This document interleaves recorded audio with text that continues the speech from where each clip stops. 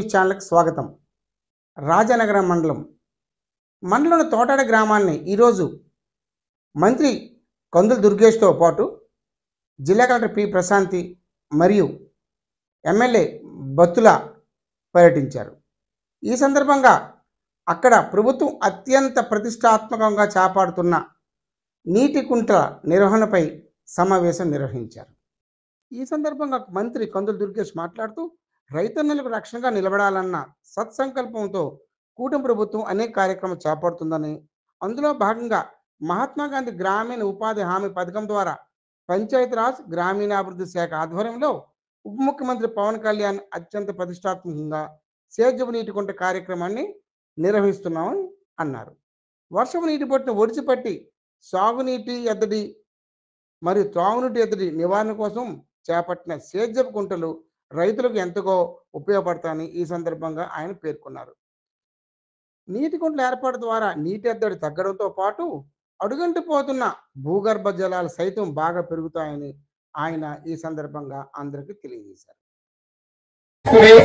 ఆ రోజు పశువులకు నీళ్లు కానివ్వండి, మొక్కలకు నీళ్లు పోసుకోవడానికి కానివ్వండి, మనకి రైతులకు కావాల్సినటువంటి ఈ యొక్క పురుగుల మందులు అవి కూడా వేసుకునేటప్పుడు కానివ్వండి, అక్కడ ఖచ్చితంగా ఒక గుంటలు పెట్టుకుని ఆ గుంటలో నీళ్లు పెట్టుకుని ఒక ప్రతి పొలంలో కూడా ఉండేది పూర్వం. గేదెలు కడుక్కోవడానికి కానివ్వండి, గేదెలకి పడుకోవడానికి కానివ్వండి, కొంచెం ఇబ్బంది లేకుండా ఉండే విధంగా కూడా ఏర్పాటు చేసుకునే వాళ్ళు. అదంతా గత ప్రభుత్వ హయాంలో మరుగున పడిపోయిందని చెప్పి ప్రభుత్వం ఈ యొక్క రైతుకి ఏది అవసరాలు ప్రతి అవసరాన్ని కూడా గుర్తించి ఈ రోజునే ఫార్మ్ ఫండ్స్ అనేది ఒక స్కీమ్ తీసుకొచ్చి మన పొలంలోనే మీ యొక్క గ్రామంలో మీ పొలంలో మీ పశువులకు ఇబ్బంది లేకుండా, మీ పొలం పనులు చేసుకోవడానికి ఇబ్బంది లేకుండా, అక్కడ నీరు వల్ల ఇబ్బంది లేకుండా మన ఎరువులు పురుగుల మందులు అన్ని చేసుకుంటున్నాం. రాష్ట్రం అంతా కూడా మ్యాసివ్ గా ఫార్మ్ పాండ్స్, పంట గుంటలు, అలానే పంట సంజీవిని అని మనం ఏదైతే అంటామో అదన్నీ కూడా వర్క్స్ అనేది ఈ రోజు స్టార్ట్ చేయడం జరుగుతుంది. మన గౌరవ పంచాయతీరాజ్ మినిస్టర్ గారు కూడా కర్నూలులో ఈ ప్రోగ్రామ్ లో పార్టిసిపేట్ చేస్తున్నారు. ప్రతి పొలంలో ఒక ఇంకుడు గుంత పెట్టాలి అని ఉద్దేశం.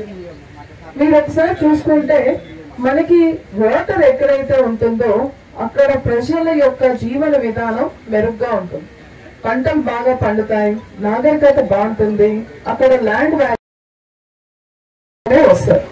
సో వర్షం నుంచి వచ్చిన నీటిని మనం చక్కగా నిలువ చేసుకొని భూగర్భ జలాలను కానీ మనం పెంపొందించుకోగలిగితే మన నేల సారవంతంగా ఉంటుంది, నేల మీద పడ్డే పంటలకు కూడా కావలసినంత నీరు లభ్యంగా ఉంటుంది.